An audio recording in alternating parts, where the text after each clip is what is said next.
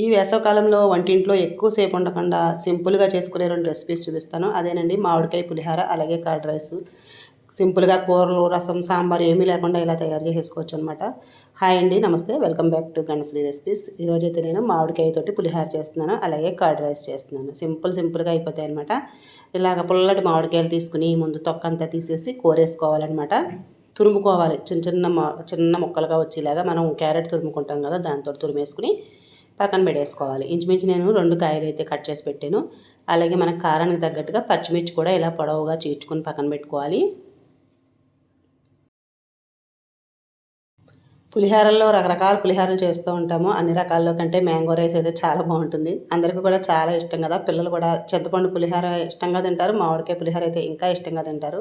Lunch బాక్స్లో అది కూడా పెట్టడానికి బాగుంటుంది. ఈ సీజన్ అయ్యే వరకు మనం ఇలా మామిడికాయలతో రకరకాల వెరైటీస్ చేస్తూనే ఉంటాము. నేనైతే ఇంకా 2-3 రకాల వెరైటీస్ చేశానండి, అవి కూడా మన రెసిపీలో చూపిస్తాను. ఇప్పుడైతే అల్లం తురిమేసుకున్నాను, పచ్చిమిర్చి కట్ చేసేసుకున్నాను. స్టవ్ మీద కడాయి పెట్టేసి ఒక 2-3 స్పూన్ల ఆయిల్ వేసుకోవాలి. నేను అది వేరుశనగ నూనెతో చేస్తున్నాను. 1 టీ స్పూన్ వరకు శనగపప్పు, 2 స్పూన్ల పల్లీలు వేసి వేయించుకోవాలి. ముందుగా పల్లీలు, శనగపప్పు కొంచెం టైం పడుతుంది కదా, అందుకని ముందుగా ఇవి వేయించేసుకోవాలి. మనం అన్నం వండేసుకుని రెడీగా పెట్టుకుంటే చాలండి, ఇవి తొందరగా రెడీ అయిపోతాయి. అలాగే ఒక 1 టీ స్పూన్ మినపప్పు, 1 టీ స్పూన్ ఆవాలు, 1 టీ స్పూన్ వరకు జీలకర్ర వేసేసి అన్నీ కూడా ఫ్రై చేసేసుకోవాలి. అలాగే కొద్దిగా జీడిపప్పు కూడా వేస్తున్నాను. ఇలా 1 బై 1 పప్పులన్నీ వేసేసి కొంచెం లైట్గా ఫ్రై చేసేసుకోవాలి, మాడిపోకుండా. అలాగే గుప్పెడు కరివేపాకు వేస్తున్నాను. అలాగే 4-5 ఎండుమిర్చి, కారానికి తగ్గట్టు ఎండుమిర్చి కూడా వేసుకోవాలి. ఇవన్నీ కూడా ఫ్రై చేసేసుకోవాలి. ఆల్మోస్ట్ ఫ్రై అయిపోయి తర్వాత ఇందులోకి ముందుగా మనం రెడీ చేసి పెట్టుకున్న పచ్చిమిర్చి, అల్లం తురుము వేస్తున్నాను. ఇవి కూడా కొంచెం సేపు ఫ్రై చేసేసుకోవాలి. వేడివేడిగా నూనె ఉంటే తొందరగా అయిపోతూ ఉంటాయిలేండి, కంగారు లేదు. అలాగే తురిమిన మామిడికాయ ఉంది కదా, అది కూడా వేసేసి మామిడి తురుము కొంచెం సేపు ఇదైతే ఫ్రై అవ్వాలన్నమాట. ఇందులోకి ఇలా ఫ్రై అయితే టేస్ట్ చాలా బాగుంటుంది. పచ్చిది కూడా చేసేసుకోవచ్చు అండి, అది కూడా బాగుంటుంది కదా. కొంచెం నిలవ ఉండదు, సాయంత్రం వరకు బాగోదనమాట. అందుకని ఇలా ఫ్రై చేసి వేసుకుంటే కొంచెం సాయంత్రం తినొచ్చు, మొన్నటి ఉదయం కూడా తినొచ్చు. అలాగే కొంచెం ఇంగువ, కొద్దిగా సాల్టు, మళ్ళీ మనం రైస్లో కలుపుకోవచ్చు సాల్టు. అలాగే పసుపు కూడా వేసేసి మొత్తం అంతా ఫ్రై చేసేసాను. ఆల్మోస్ట్ మామిడికాయ తురుము కూడా ఉడికిపోయింది.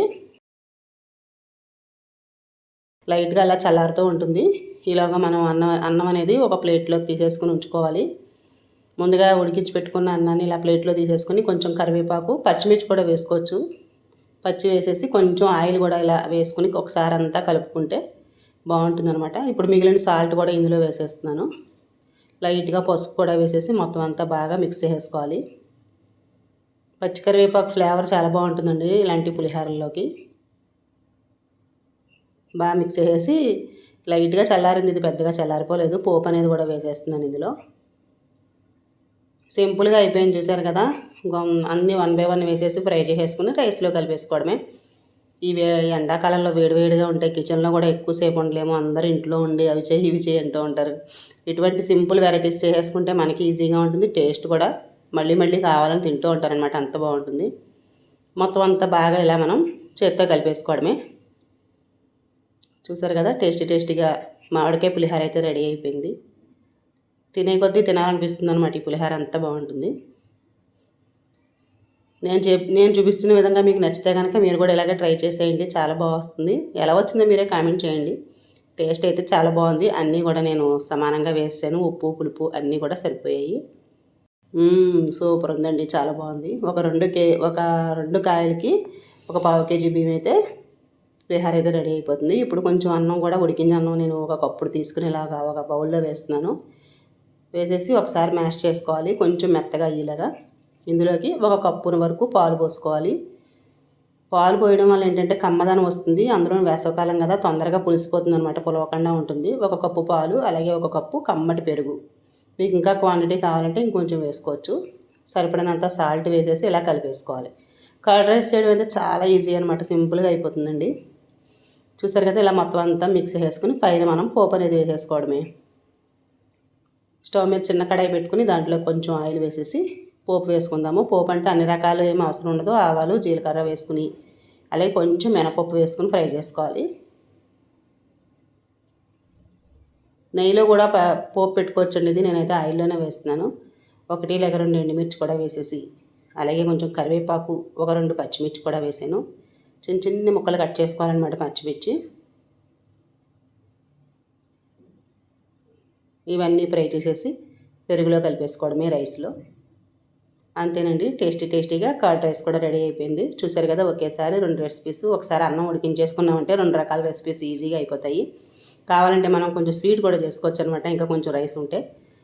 ఎలా ఉన్నాయో చెప్పండి మరి. నేనైతే ఈజీగానే అనిపించింది నాకైతే. మీకైతే ఎలా అనిపించిందో నాకు కామెంట్ చేయండి. అలాగే వీడియో నచ్చితే మరి లైక్ చేయండి, మీ ఫ్రెండ్స్కి రిలేటివ్స్కి కూడా షేర్ చేయండి.